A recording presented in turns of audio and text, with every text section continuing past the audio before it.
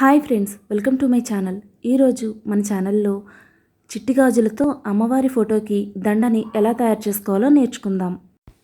దసరా వస్తోంది కదా, అమ్మవారికి గాజుల దండ అంటే చాలా ఇష్టం. అందులోనూ చిట్టి గాజులంటే చాలా ఇష్టం.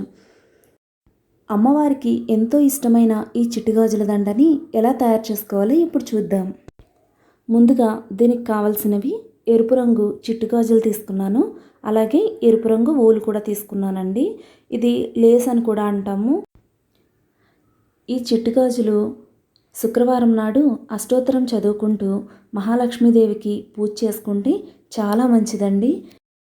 ఈ చిట్టి గాజుల్లో చాలా రంగులు ఉన్నాయి, కానీ నేను ఎరుపు రంగే తీసుకున్నాను. ఎందుకంటే అమ్మవారికి ఎరుపు రంగు అంటే చాలా ఇష్టం కదా, అందుకు. ఇప్పుడు ఈ లేస్తో ఒక్కొక్క గాజుని ముడిపెట్టుకుంటూ రావాలన్నమాట. అంటే ఫస్ట్ ఒక బ్యాంగిల్ తీసుకొని ఒక చివర దాన్ని ముడిపెట్టాలి. ఇక్కడ వీడియోలో చూపిస్తున్నట్లుగా ఫస్ట్ ఒక బ్యాంగిల్ తీసుకొని ఒకటి ముడిపెట్టేసేయండి. తర్వాత నుంచి రెండో బ్యాంగిల్ వచ్చేసరికి మనం గొలుసు కుట్టు వేస్తాం కదండి, సేమ్ అదే ప్రాసెస్లో మనం ఇక్కడ ముడి అనేది వేసుకోవాలి. అది మనం వేసే ముడి తర్వాత గొలుసు కుట్లాగా కనిపిస్తుంది అన్నమాట. ఎందుకంటే అలా వేసుకోవడం వల్ల మనం మళ్ళీ దండ తర్వాత తీసుకుంటాం కదా, అది తీసుకున్నప్పుడు పూజ చేసుకోవడానికి ఒక్కొక్క గాజు కట్ చేయాల్సిన పని లేకుండా ఒక దారం ఇలా లాగ్గానే మొత్తం అన్ని గాజులు కూడా వచ్చేస్తాయి. ఇప్పుడు రెండో గాజును పెట్టుకొని రెండు మడతలుగా పెట్టి ఆ గాజులోంచి బయటకు తీయాలి. ఇలా తీసిన దాన్ని బయటికి ఒక దారం ఉంటుంది, యువతలకు వచ్చేసరికి రెండు దారాలు ఉంటాయి. ఈ రెండు దారాల మధ్య నుంచి ఆ ఒక దారాన్ని పైకి లాగినట్లయితే గొలుసు కుట్లాగా పడుతుందన్నమాట. ప్రతి బ్యాంగిల్కి కూడా అలానే వేసుకోవాలండి. అలా వేసుకుంటే మనకి దండ కూడా చక్కగా వస్తుంది.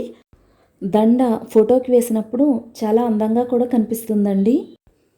ఈ ఒక్క చిట్టి గాజుల దండనే కాదండి, ఇంకా చాలా రకాలు చేసుకోవచ్చు. అవన్నీ ఏంటనేది తెలుసుకోవాలంటే నా ఛానల్ని తప్పకుండా సబ్స్క్రైబ్ చేసుకోండి. పక్కనే ఉన్న బెల్ ఐకాన్ని కూడా క్లిక్ చేయండి. ఇప్పుడు దండ వీడియోలో చూపిస్తున్నట్లుగా మీకు ముడి అర్థమయ్యే ఉంటుంది. అచ్చంగా గొలుసు కుట్లాగానే రావాలండి. గొలుసు కుట్లా వస్తేనే దండ కూడా అందంగా ఉంటుంది. ఫస్ట్ టైం ట్రై చేసినప్పుడు నాకైతే రాలేదండి.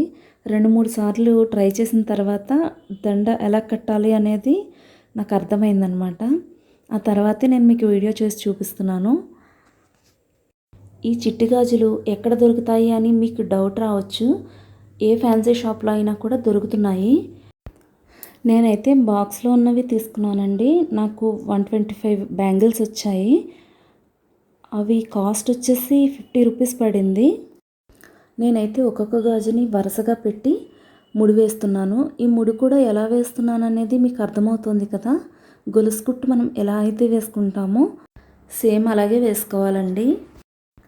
అండ్ ఇంకోటి ఏంటంటే, మనం ప్రతి గాజు కూడా పెట్టి ముడి పెట్టేటప్పుడు అన్ని గాజులు ఒకేలాగా ఒకే డైరెక్షన్లో ఉండేలాగా పెట్టాలండి. లేదంటే ముడి వంకర వచ్చినట్లయితే కనుక ఫోటోకి వేసినప్పుడు మెలితిరిగిపోతూ ఉంటుంది. ఇదొకటి గుర్తుపెట్టుకోవాలి. కొన్ని గాజులు ముడిపెట్టిన తర్వాత నేను ఆ దండ ఎలా వచ్చిందనేది మీకు చూపిస్తున్నాను. చాలా నిదానంగా ఒకే వరుసలో ఉన్నాయి. ఇలా బ్యాంగిల్స్ అన్నీ కూడా ఒకే వరుసలో పెట్టుకున్నట్టయితే మనం దండ కట్టేటప్పుడు కూడా చాలా నీట్గా వస్తుందని ఇందాకే చెప్పాను కదా. సో ఈ విధంగా దండ మొత్తం అనేది కట్టేసుకోవాలి. నేను దండ మొత్తం కట్టిన తర్వాత కూడా చూపిస్తానండి. చూస్తున్నారు కదా, ఇక్కడ దండ మొత్తం పూర్తయిపోయింది. ఇక్కడ ఆఖరిన ఒక 2 గొలుసులు ఎక్కువ వేసి ముడి వేసుకుంటే కరెక్ట్గా సరిపోతుందండి. కొంచెం దారం ఎక్కువ ఉంచుకుంటే ఫోటోకి వేసుకోవడానికి బాగుంటుంది. ఇప్పుడు ఈ కట్టిన దండని అమ్మవారి ఫోటోకి వేసి చూపిస్తానండి. నా దగ్గర లలితాదేవి ఫోటో ఉంది, ఆ ఫోటోకి వేసి చూపిస్తాను. ఆ ఫోటోకి వేసినప్పుడు చూడండి ఎంత అందంగా వచ్చిందో దండ. చాలా అందంగా ఉందండి. మీరు కూడా తప్పకుండా ట్రై చేయండి. ఈ దండ ట్రై చేస్తే కనుక ఎలా వచ్చిందో నాకు తప్పకుండా కామెంట్ చేయండి. ఈ వీడియో కనుక మీకు నచ్చినట్లయితే ప్లీజ్ లైక్ చేయండి, షేర్ చేయండి, సబ్స్క్రైబ్ చేయండి. పక్కనే ఉన్న బెల్ ఐకాన్ని కూడా క్లిక్ చేయండి. Thank you for watching.